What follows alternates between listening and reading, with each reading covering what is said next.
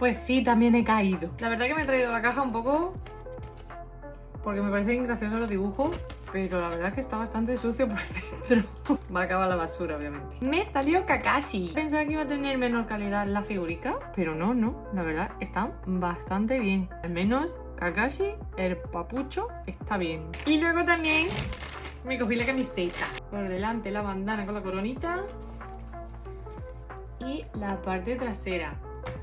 Es plastic Gucci, eso sí. O sea que para calorín, regolín. ¿Y vosotros ya habéis picado o aún os resistís?